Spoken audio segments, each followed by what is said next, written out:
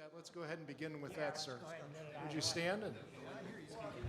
Or if you prefer sitting is fine, and just repeat after me. I do hereby affirm I do hereby affirm that I will tell the truth that I will tell the truth and nothing but the truth and nothing but the truth to this committee today. to this committee today. Thank you, sir. Mr. Chair, I believe we're ready to begin. We're reconvening the hearing, and we have a new witness, and we're going to start questioning from going in this direction, taking testimony. Since we've heard testimony from the other individuals, I think we might open it up between a Q&A between the members and yourselves, because I think it generates focused information for the hearing. And not necessarily because we're so bright, but it's because the combination, the synergy of the two can be very effective. Colonel French, did we have testimony from you the other day, or is this the first time you have appeared? No, this is my second appearance. That's what I thought. I thought I remembered you, and I was impressed the last time. Colonel French, the floor is yours, and give us testimony. I am Lieutenant Colonel Richard French, United States Air Force retired. I'm also a PhD.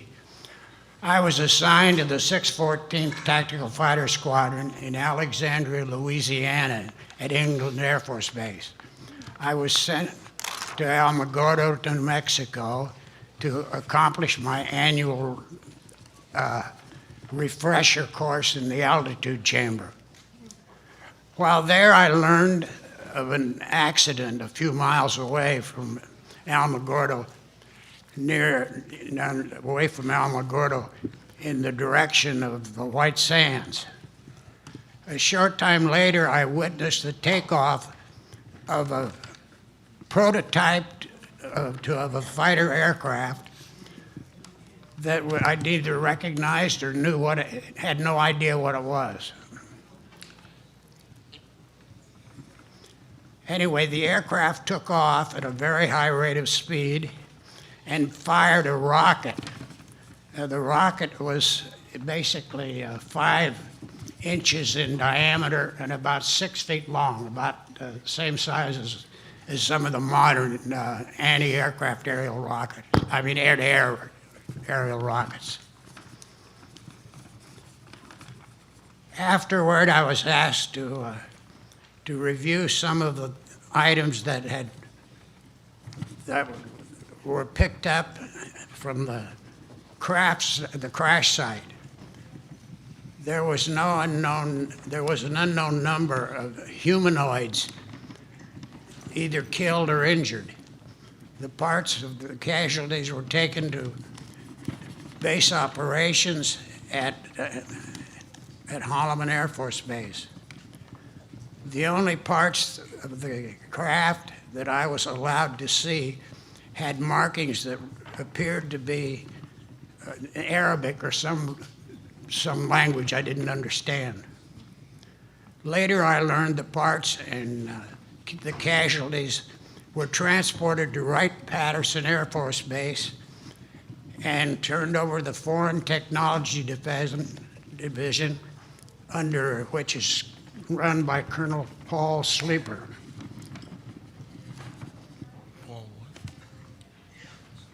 Because I had left the Office of Special Investigations, I did not do any kind of formal report, and as I had been reassigned to the Pacific Air Forces at Tongneonchon, which is in Korea. So for that reason, I went out of the business. But I have quite an experience of seeing UFOs. The reason for that, very simply, is this: that when I was originally in the OSI, the very first of it, they're a very common appearance at a place called Gulf Breeze, Florida. I don't know if is that familiar to you, that location? The reason I say that is on virtually any evening, you can go out there and you'll see them come in and land or take off. We used to report that what they were swamp gas, very frankly. it was one of those things of course it was a lie, but I was required to lie. And that's concludes my statement. Thank you. We'll proceed into, unless there's any of the others that want to give quick testimony, because we've already heard you once, we'll proceed to a Q&A and to a dialogue, unless is there anybody that has something that's burning in their heart that they want to tell, or can we engage in a dialogue? Okay, we'll start with the congressman from Utah. Please. Thank you. 10 minutes, Mr. Chair. We'll have 10 minutes. We'll have 10 minutes? Okay, well, let's That'll not take us abuse right- it. Don't tell them 10 minutes. Just We tell them have they 8 got 8, minutes. they'll take 10. That'll take us to 5 o'clock. Colonel French, this is really something that you've just said here that's very important. It's highly significant, and I hadn't known until just I read this and listened to you just now exactly what you are saying. But so I'm going to ask you just some specific questions, and I want to start by saying I commend you for all the service you've given our country in uniform and for the things you've done that way. This is such a significant statement that I'm going to ask some rather specific questions, if that's all right. And that's, can you remember about when in the late 60s this event occurred? As close as you can. I mean, that's fine if it's just late 60s. If you know something a little more, I'd be most interested. Sorry, I don't remember. Well, about when was it that you said it had to do with training in the late 60s that you were sent to Alamogordo? Yeah. Okay, well, that's good enough. You learned of the accident a few miles away from Alamogordo. Now, when did you learn of that accident? I mean, was it right at the time of the accident, or was it later, or give me a little time frame here. Well, it was Speak close to the within, microphone, If please. you get a little closer to the within a microphone. matter of hours. I mean, Oh, the same day? yeah, oh, yes. Okay, I just wanted to make sure I understood that. Because I would fix this to say the same day. That's significant. Okay, you witnessed the takeoff of the prototype to the fighter aircraft that actually engaged that unidentified Yes. object that was flying up there. Yes. And afterwards, you were asked to review some of the items. Now, this is the afterwards I'm really interested in. When afterwards were you asked to review some of the items that were picked up from the crash site? Ones that I've been told about. Oh, just a minute. Well, this statement, it says a short time later, I witnessed. No, excuse me. Afterwards, I was asked to review some of the items that were picked up from the crash site. There were an unknown number of humanoids, either killed or injured. Did you see those? No, I didn't see them. I say that I was told about them. Oh, okay. Okay, now, and I understand that, and that's just fine. I just want to know exactly what happened here. The way this reads, I was wondering if you might have seen them yourself. No. You did not. As I said, I've seen a lot of UFOs under other circumstances, but not at that time. No, that's doesn't apply. Okay, you reviewed items, and what were the items that you reviewed that were picked up that made you believe, explain then how did you hear about the humanoids? Let me ask it that way. I was told that that was what was found. By who? People that were there. The Air Force there people? were, yeah, well, there were people that were enlisted people and various people that were there standing on the ramp. Oh, that were picking up. No, I don't know what they were doing, but I say that there were, needless to say, there was a lot of gossip and a lot of things going on, Okay. but that I was not a party to. Okay, so essentially you were told on that same day of the Yes. crash that there were unknown number of humanoids either killed or injured? Yeah, Okay.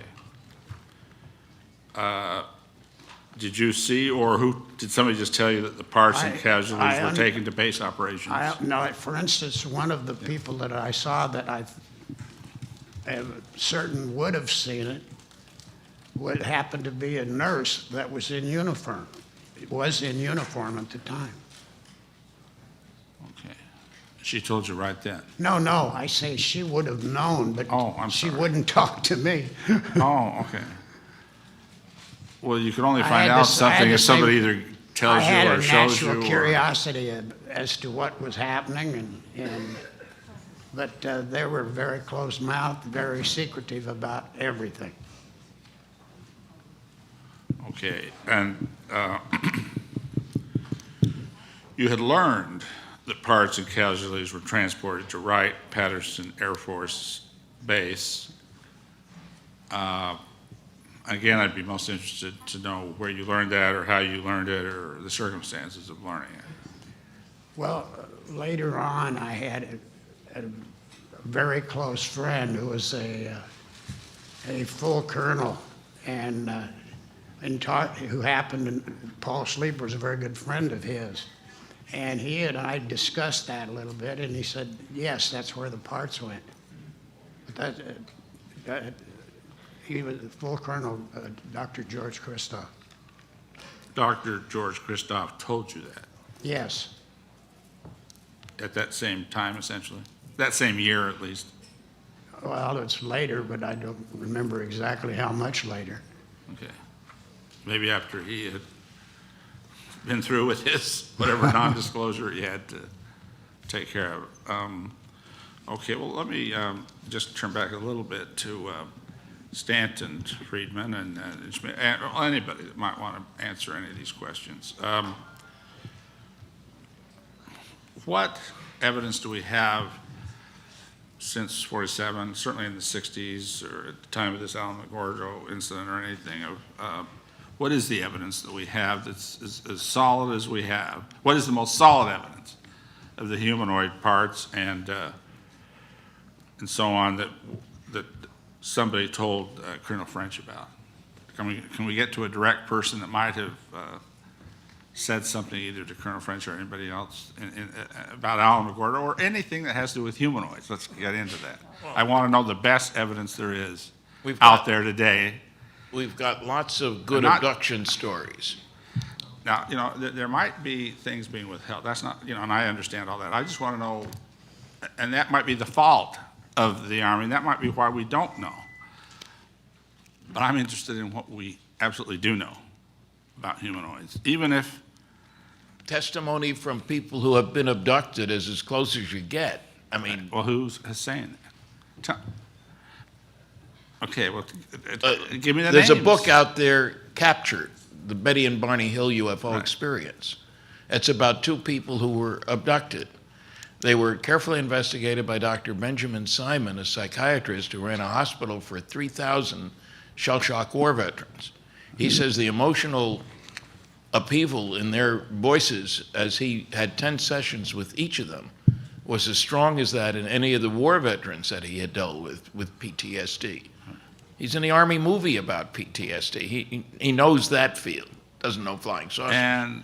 And they were close, intimately close to humanoids, to occupants from a vehicle from up there. Okay, Mr. Freeman, what are the names of those people that said they were abducted and then obviously came back to explain about that? What were their names? Their names were Betty and Barney Hill, a couple okay. in New Hampshire. The Okay. book is Captured, the Betty and Barney Hill UFO Experience by myself, and the woman who did most of the work was Kathleen Marden, who's Betty's niece. She has the hypnosis tapes. It's a long story, involved story, but one of the best ones around in terms of the quality of the people. Betty was a social worker. Okay, and we can follow up and even read the book and so on. What other examples do we have? Keeping with the Roswell theme, as we talked about the rancher Mac I don't care Brazel. what year? Yes, 1947. Yeah, oh, thank you. 1947, time of the incident. When the rancher first reported the find to Sheriff George Wilcox, And the rancher, William W.W. Mac Brazel, Okay, Sheriff George Wilcox, okay, all right. and a reporter by the name of Frank Joyce from radio station KGFL placed a phone call to get some late-breaking news for his next report. And the sheriff said, I think there's someone here you should speak with. And according to Joyce, he didn't get the name of the individual on the other line.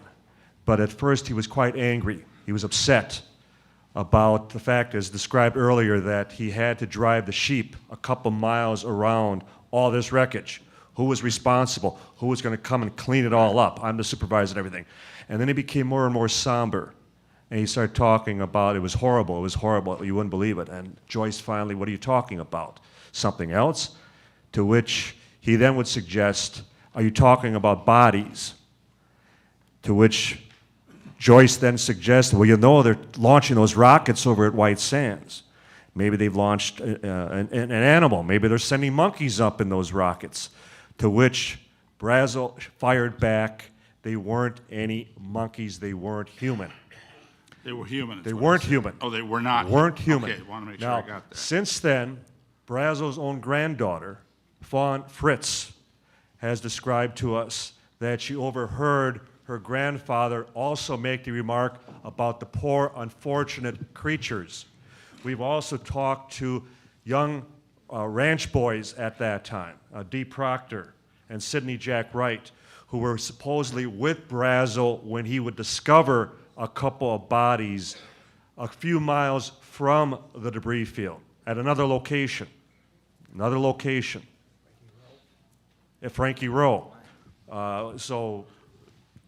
And so that you're saying that they did talk about it right at that time? Yes. Oh, okay, that's a little different than what you said. Well, Lieutenant Colonel because it could take up a whole panel. I've already gone Yeah. over my time, but Yeah. I'm Well, most interested. I was just going to say, what you seemed to be asking me was, do we have any contemporaneous records from that time? Somebody wrote in their diary, I saw bodies. If you want to talk about people who saw the bodies in 1947, yeah, we can give you lots That's of all, names. that's all I wanted is people that said it at the time, and nobody questions they said it at the time. And you had said, well, we've got them saying it later, and I just wanted to clarify this. Is it clarified? Because because as I pointed out, Major Marcel, the father of Colonel Marcel, said it at the time, and it became well known at the time. That's what I'm looking for, something that was said at the time on a humanoid or some kind of a life form or something associated with one of these sightings. Could I take a minute? Please. Please. Well, Okay. it's up to the No, you can take a chair. minute. Thank you. We had mentioned Frankie Rowe. Her father Yes. was a firefighter with the Roswell Fire Department. His name was Dan Dwyer. And the fire department adjoined the courthouse at that time. There was one phone line that ran into both.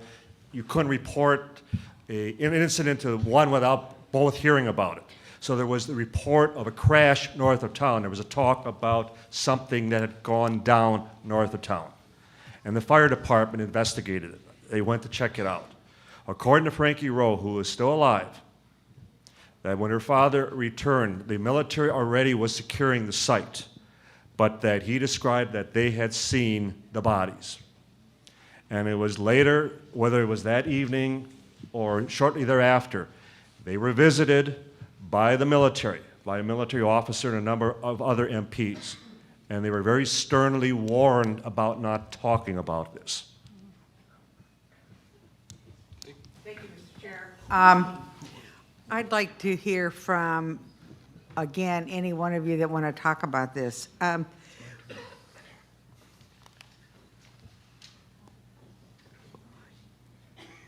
What are the things that you were, I'd like to know what you wanted to say in this panel that you didn't say on the first panel. So, Mr. Colonel Marcel, do you want to talk about anything that you want to talk about that you didn't talk about on the first panel? Well, I just have formed a lot of opinions about UFOs and extraterrestrial visitations, and what I'd like to emphasize is the fact that the universe is such a large place. There's 10 to 22nd power stars, which is about the number of grains of sand on all the beaches on Earth. Just to say that if they represent all the stars, they're all the grains of sand on the beach, if you only say that one has life around it like us, and the rest of them are devoid of life, then I think we're sadly mistaken. Because the enormous possibilities of all life is everywhere, everywhere. Thank you. Yeah. Colonel Randall, anything you want to add that you didn't say earlier? One of the things that I wanted to kind of talk about, which I think diverges a tad bit, is this Project Mogul nonsense.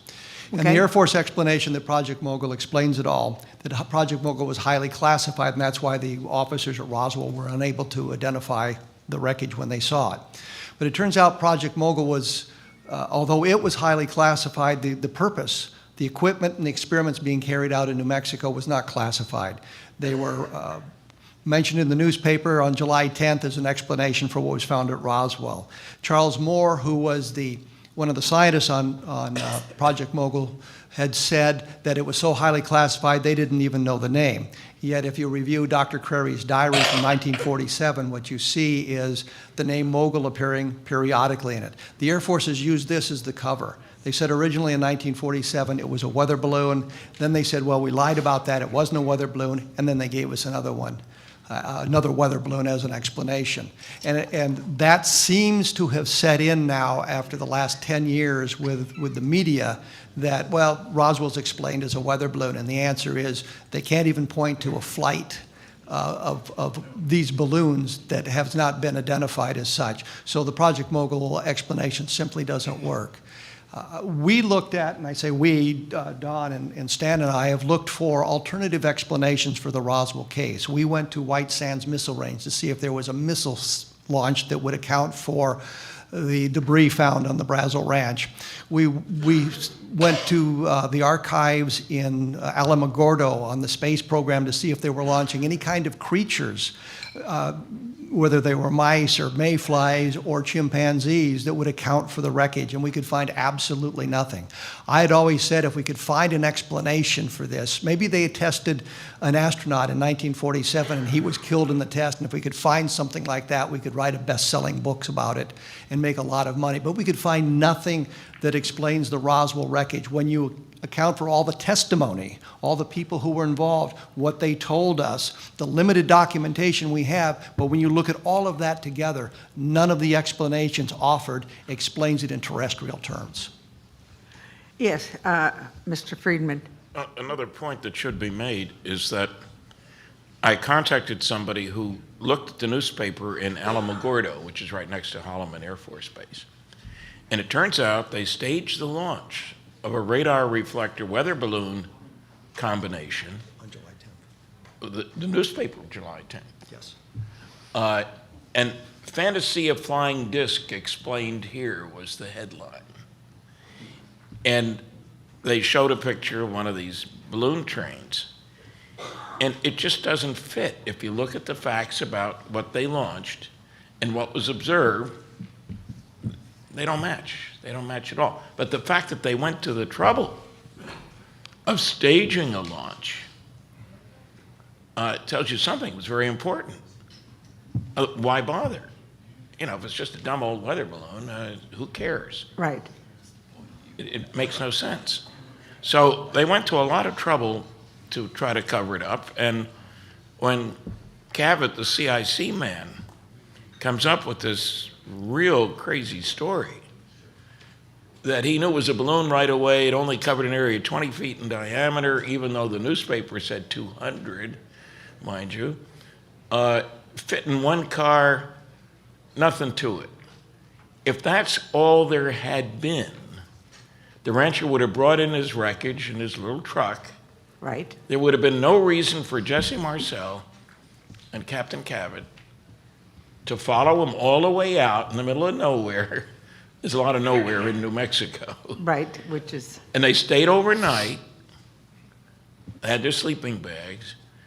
That's making a big deal about nothing when Cavett lies and says it would fit in one vehicle, 20 feet square.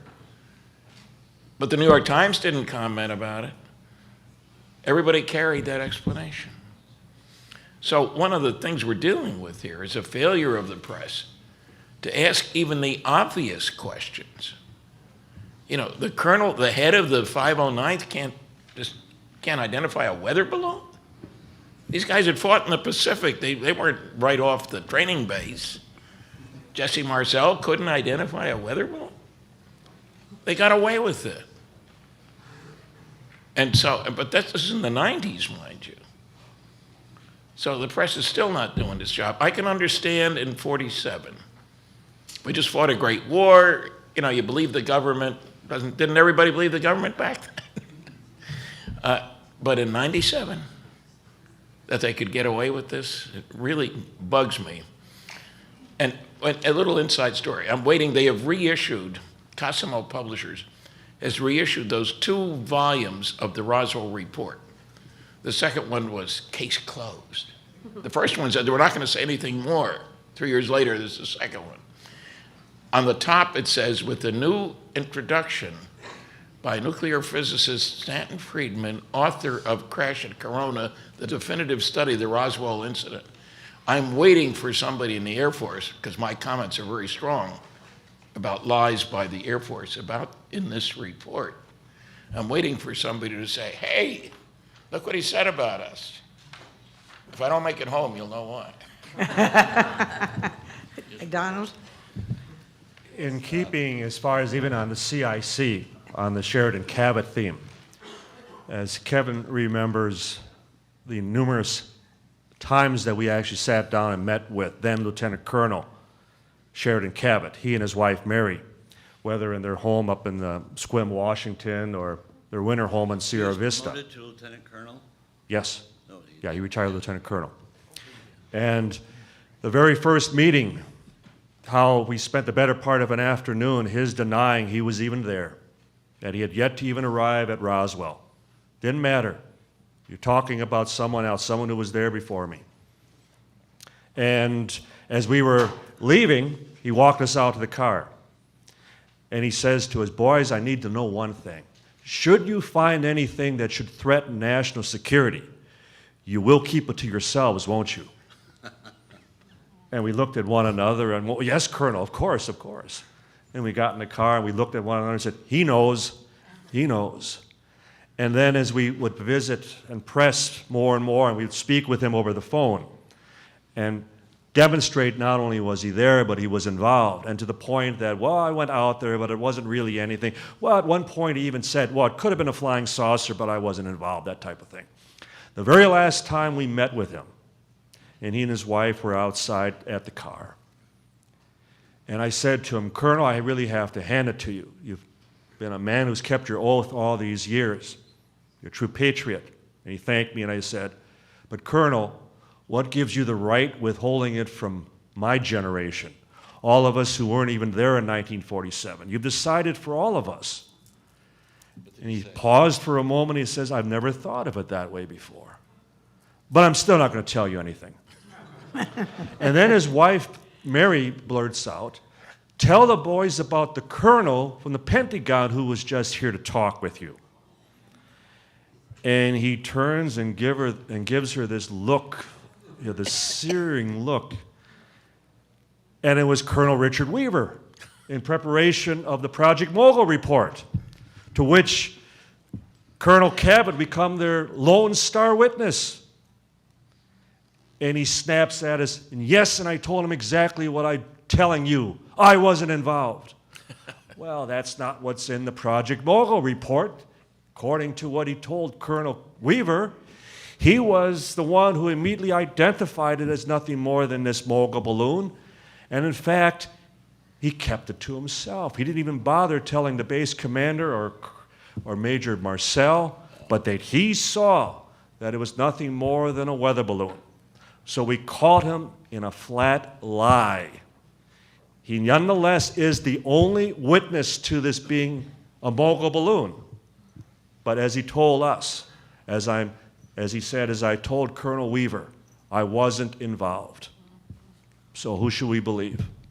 And in fact, we have Colonel Cavett on tape. It was right after Weaver had seen him, and he was talking about how he wasn't there. We said, well, they talk about this West Texas boy who was a good horseman, and Cavett says, well, that sounds like me, but I wasn't there. And then this was after Weaver had interviewed him. We look at the testimony in the report, and Cavett says, well, I noticed it was a weather balloon immediately. The next question should have been, did you communicate this rather vital piece of intelligence to Jesse Marcel? But they go off on another tangent. Cavett made it clear that the CIC was a Class 2 facility on Roswell, which means he did not report to Blanchard in the chain of command. Blanchard was required to support his activity. But he should have said something to Blanchard before he sends people out to clean the mess up, and before he issues a press release and says, well, we got a flying saucer. Thank you very much. Thank you. Well, our next person to question is Carolyn Kirkpatrick. Thank you, Chairman. I think I'll go to Mr. Schmidt. Could you give me 4 sound scientific reasons why we ought to look further into Roswell, or why Roswell is important to what we're discussing this week? Very good. As I remarked in my opening statement, we're here representing the memories of so many of the hundreds of witnesses that we have interviewed through the years. We remain in contact with the families as they continue to encourage us to not only pursue a final solution to what their parents so often died with, or would confide finally to having truth without proof.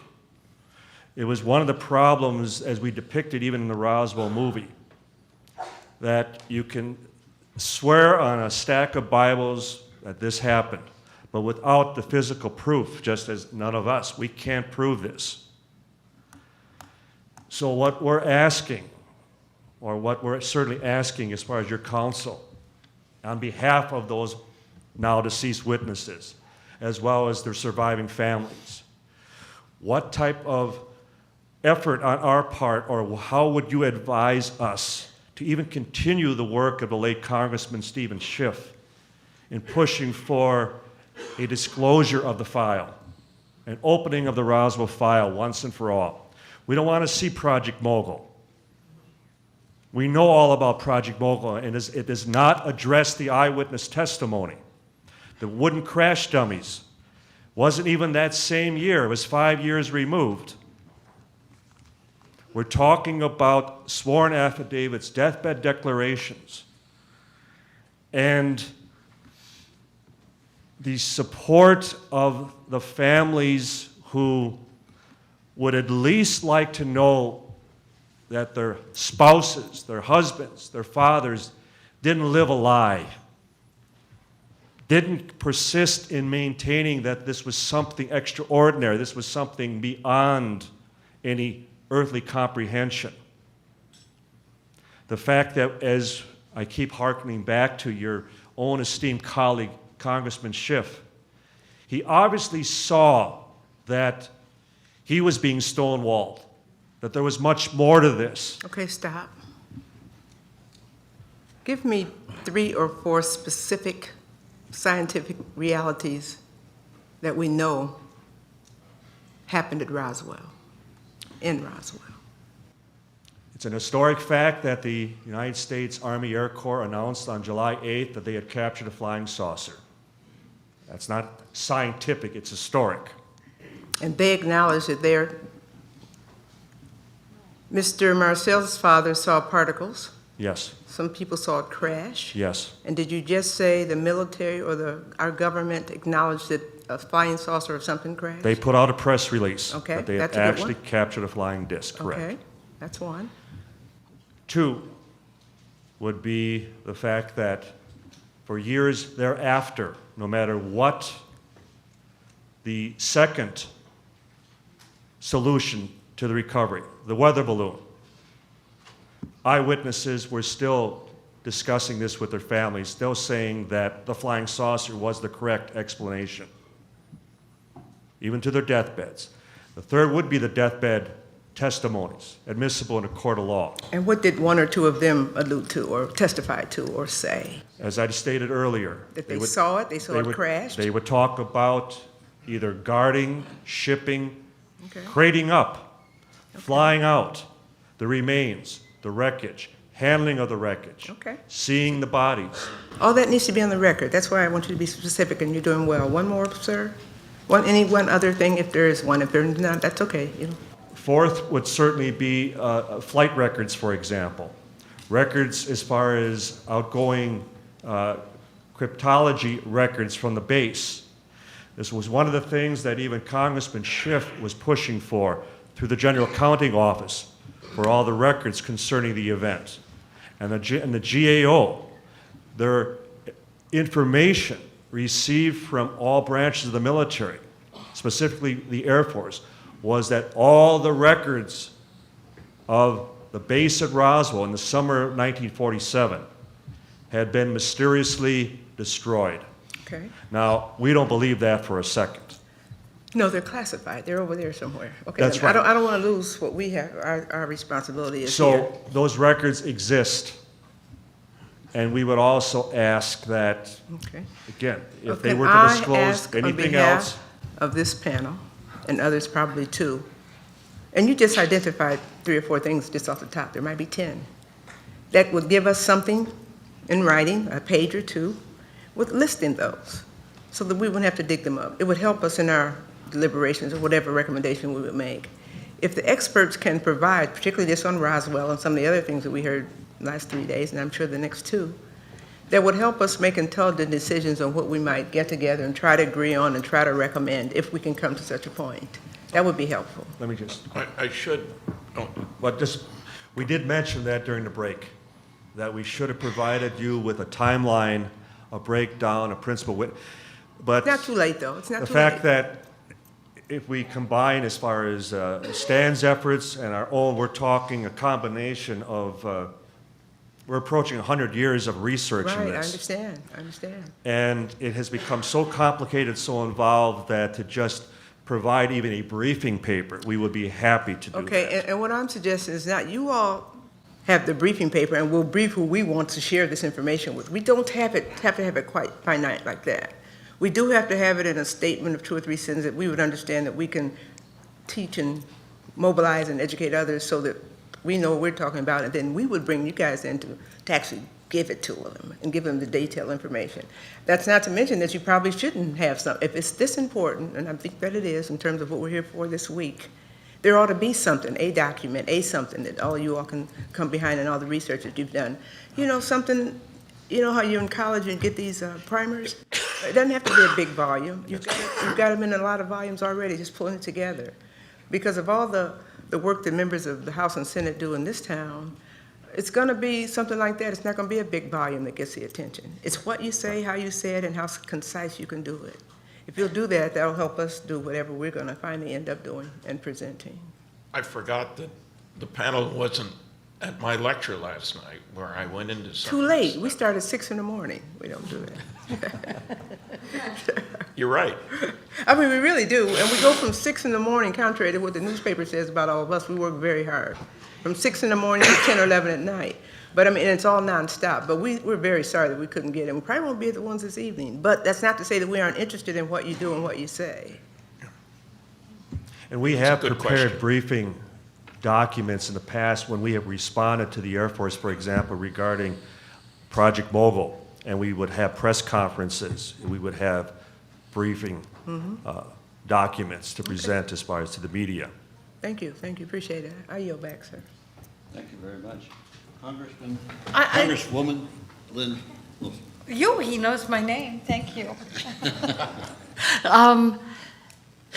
Somewhere in today's testimonies in the papers, and was it Major Marcel that was put into, put in a house where he was held kind of hostage? Mac Brazel. Oh, that was The rancher. Brazel. The rancher. Brazel, yeah. Talk about that a little bit. what was that about, and how did he get through that? What happened is Brazel came in, of course, on a Sunday and announced that he had this debris.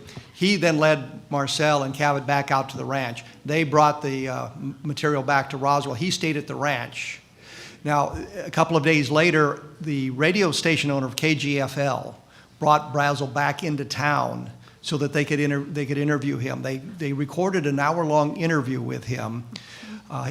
Before they could air that, they got and we have this testimony on both audio and videotape from Judd Roberts, who was a minority station owner of KGFL, that they were told by their congressional representatives that if they aired that report, they better start looking for another job because they wouldn't be in the radio business anymore. Walt Whitmore, who was the majority owner, took Brazel out to the base. So that's how he got out to the base. They then kept him out there for a number of days. They brought him took him into Roswell to the newspaper, and he made the statement that appeared on July 9th about the harassed rancher who found the whole thing. And according to what Brazel said to neighbors, Marion Strickland, the Proctors, and people like this, he was held there for a number of days and was not allowed to leave, so that the military had him in custody. Edwin Easley, who was the provost marshal, was the one who told me that he was held in the guest house as opposed to another facility on the base. So he was held there for a number of days. His son, Bill Brazel, read about his father in the newspaper, went to the ranch. His father wasn't there. He came back a number of days. So the best estimate is he was held in Roswell for 4 to 6 days after he had returned. And is that when he stopped talking?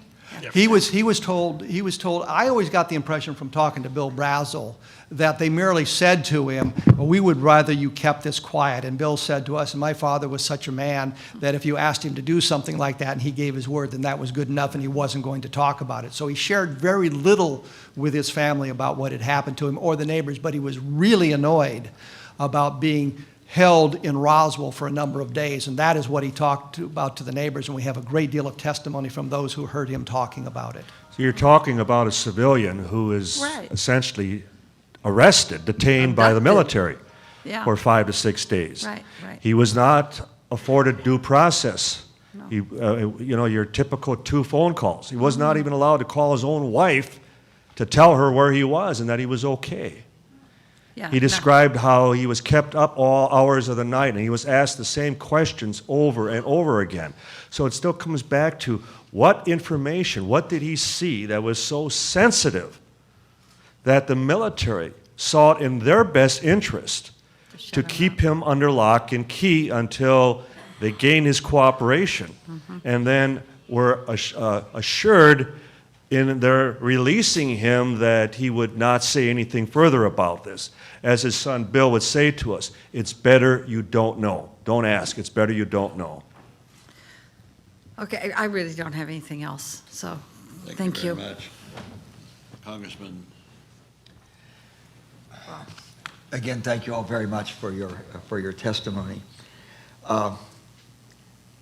These were not animal remains in that rocket. I can say that with some confidence because I was involved in the first suborbital primate flight in Pensacola, Florida, and I went there in 1959, so it was about 1960 that we did the first suborbital primate flight, early in our space venture. Was there a mogul launch that could have been responsible for this? The evidence that has been presented, and it was Dr. Albert Crary's diary who gave us the information. The identified flight was supposedly flight number 4 on June 4th, 1947. According to Crary's diary, because of cloud cover, the missile launch had been canceled, so their flight was canceled. Charles Moore, who was a scientist, told me when that happened, they stripped the equipment from the balloons, or from the arrays, but they couldn't let the helium out of the balloons, so they would let the balloons go.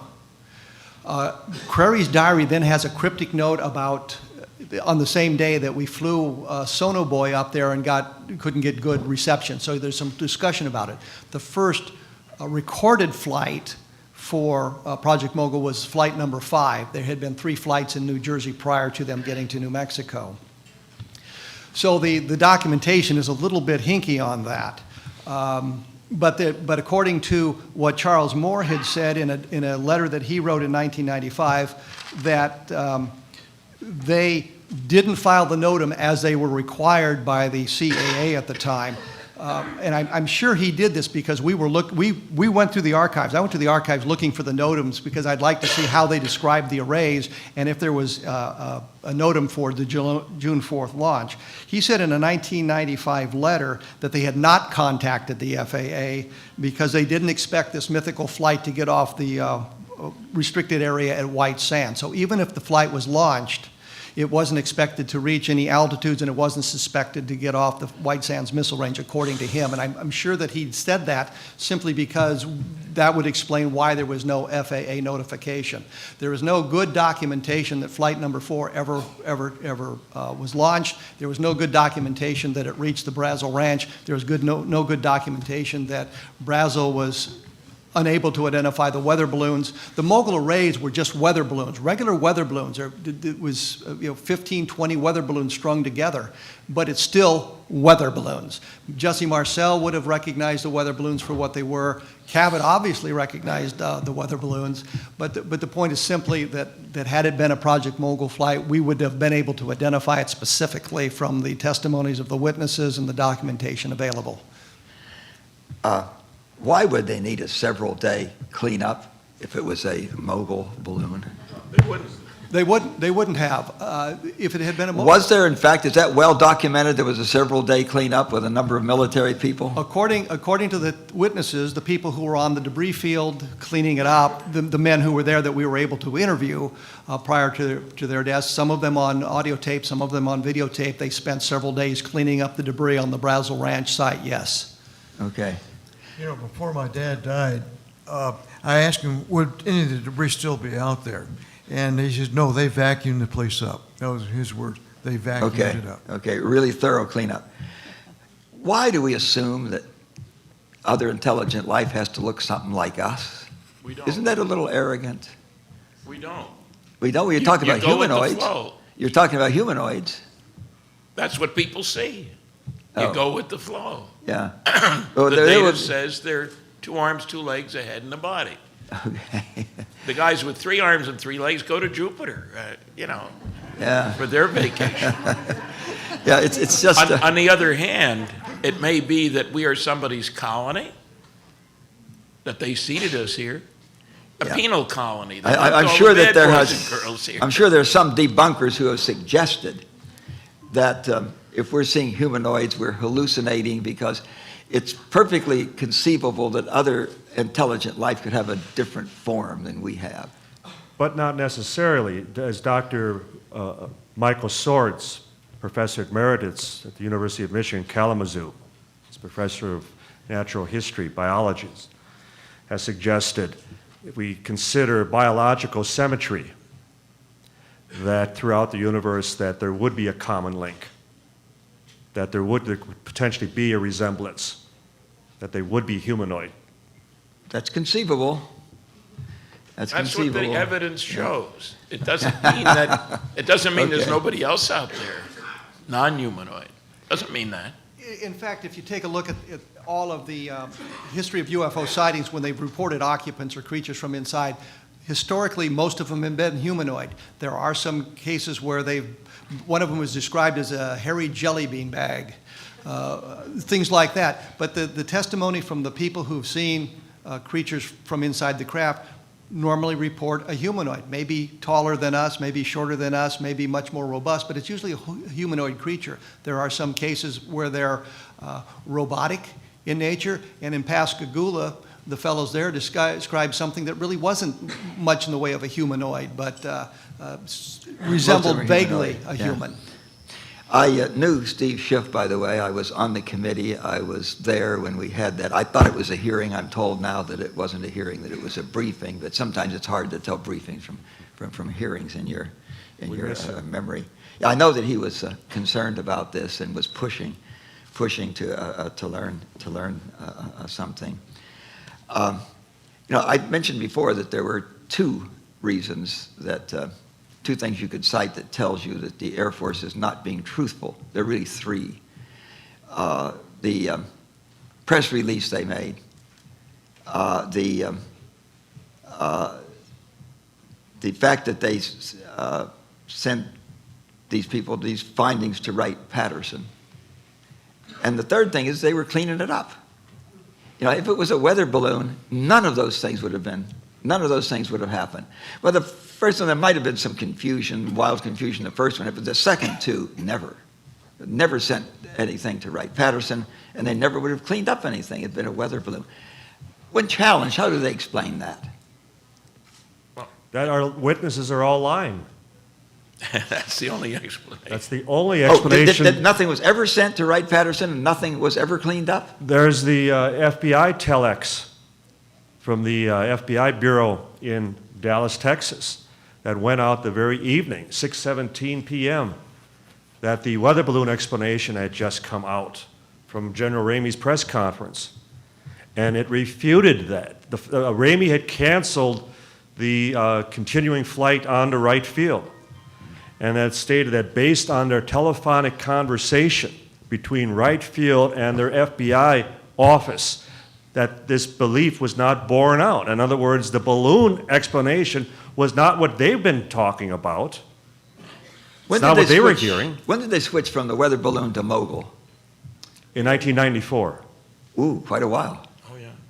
But that was mainly due to, again, Congressman Schiff pushing for release of the files. They had to find something that was so highly classified they'd explain why they went to these Herculean efforts, and that was where the mythology grew that mogul was so highly classified. Yes, the explanation was classified, but all the experiments going on in New Mexico simply were not. The purpose was classified. Yep. But they were not using the common weather equipment. balloons, I understand? Not the material. Standard weather balloons at off the shelf. 20-foot intervals by string. So the only thing Typically classified was that they had some additional instrumentation on it for picking up this radiation stuff. No. No, not at all. Everything on the mogul arrays launched in New Mexico was off-the-shelf materials. There were weather balloons. There were what they called a Raywin radar Was the target. program that was classified? Yes. The purpose. The purpose was The classified. objective. I got you. Objective classified, okay. But they said it was so highly classified, the people in New Mexico didn't even know the names yet. When you look at Albert Crary's diary, he uses the name mogul in there at least twice. So he's well aware of what the name was. So it's an ongoing thing that they've done and been bought into by an awful lot of the press. Well, it was explained as Project Mogul. It simply does not work. Now, the project was so effective as it was designed to determine, as far as from high altitude, should the Soviets detonate their first atomic bomb, we would pick up a shock wave from this acoustic listening device, this microphone. That when they did first detonate an atomic bomb in August of 1949, it wasn't Mogul that picked it up. Mogul failed.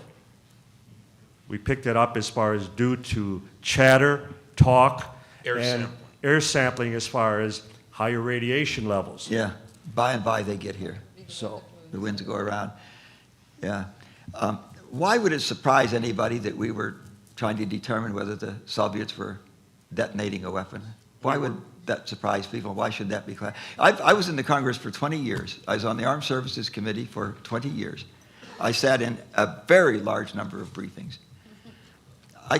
Classified briefings. I can tell you that I cannot remember a single thing that I was told that I think would give aid and comfort to the enemy. We classify way too much. There's an old axiom that says what's everybody's business is nobody's business. When you classify everything, nothing is classified. And we're pretty darn close to that. Well, I think in 1947, the thought process was that we didn't want the Soviets to know that we had the capability to spy on them to do that. So that would But the fact that we were sending something up there to listen wouldn't mean we had a capability. It was, and pretty sophisticated when you think about it just being a balloon with a kite. yeah. Okay. Thank you all very much. Well, we're 60% of the way through. This has been a very productive first 3 days. Thank you all very much. I have three. I've got 3 brief points to make. One, is there any speculation out there why the UFO crashed. Have you heard anything? There's a lot of speculation. Share one with us. That it ran into a radar beam. That sounds a little strange, but we know that there was a launch scheduled for White Sands. And we know that those were vacuum tube radars, so they were left on so they wouldn't have to warm up. They were not transistorized or anything like that. So if a pilot and a wingman, 40% of the cases involve more than one object seen at a time. If they just happen to cross this beam, this wasn't searching this way, just a beam aiming out there, maybe killing a pigeon or something. You run into the beam and it discombobulates your guidance system, your propulsion system. Maybe they go like this, the two pilot and wingman kind of thing. And so that sounds dumb, not sophisticated, if you will, but you have to expect surprises. It's like drive through New Mexico and run into a hailstorm and I got bumps all over my car. New Mexico, it's dry. What kind of hailstorm? It was a big hailstorm. There's another point here too. General Groves, Manhattan Project Groves, as late as 48 was saying it would take the Russians 8 years before they could build an atomic bomb because they just don't have the industrial capacity that we do. Took one. There was an attitude in Washington.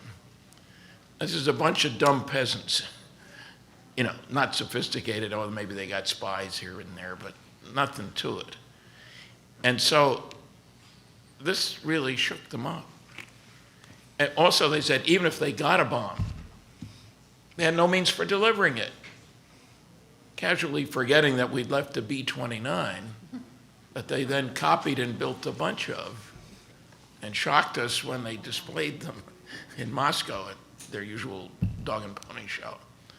So the atomic bomb end of things was of great concern in the United States because there was real concern that once we found out, and one of the scariest memos I've ever seen from all the archive research is a National Security Council memo in the early 1950s saying the Russians have made more progress in the past 18 months in the development of nuclear weapons and methods for delivering them that had been expected for 5 years. They were concerned. Wouldn't you be under those conditions? Very much so, very much If so. I might speculate, you wanted speculation, and here's my favorite speculation. They did it on purpose. They crashed on purpose. What they wanted the most non-hostile way of announcing their presence to the earth, and what is more, would make us feel easier if we picked up the craft and the bodies and realized that they are as delicate as we are, as fragile as we are. They're non-confrontational. Now we have the information. Their plan failed simply because they crashed at Roswell and the embargo on the news went down. But I've always liked that theory. I don't subscribe to it, you understand, but I've always liked that theory that they did it on purpose. That's interesting. Please. These might have been clones that were expendable. That's more of an American approach. Let me point out earlier. I can't identify which one of you suggested it, but I think it was more than once. What should you do now after the hearings? We've got 2 more days of hearings, and I want to stress that tomorrow we're hearing testimony from people from South America, and in the afternoon, that's in the morning, and in the afternoon we're hearing from people from the rest of the world who've stepped forward to testify.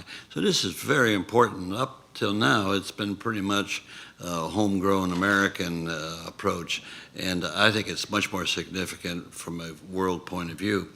So you're asking what effort? Again, I think I've alluded to this earlier, but what the Congress, I think, is a dead letter to accomplish anything in that regard. And I say this with all due respect to the Congress, who have a lot of fine people. But I think that the best effort we have for bringing visibility to the people of the world of this issue You're probably not all that familiar with the various conferences that the UN have. Remember, they had the conference on the child, the conference on women. They garner unbelievable attention and the build-up for these conferences. So I would ask that you use your good offices, and certainly we may try to approach this, that we could go to the United Nations. Now, I don't think we'd have a prayer in the Security Council because it's controlled by us, and that just wouldn't happen. But what would happen in the General Assembly if we were to introduce a resolution? Or if we can't do it as Americans, we could do it maybe through the Brazilian government or the Canadian government. They would introduce a resolution in the General Assembly. I'll bet you it would pass. They would fund some part of it. The rest of the funding could come from private sources. And we would have the most awe-inspiring world event on this subject within a couple, 3 years. And so I would ask you, I would suggest that you use your good offices to work with us as individuals or as a group to try to bring this about. And we're not prejudging anything, we're just feeling that this issue addresses the entire civilization of what we are on this planet. Let me thank everybody for today's participation. Obviously, later in the day, the number of people diminish, but let me emphasize, tomorrow is a very, very significant day for a hearing because we are broadening out as Americans to a global identification. So again, these hearings are adjourned.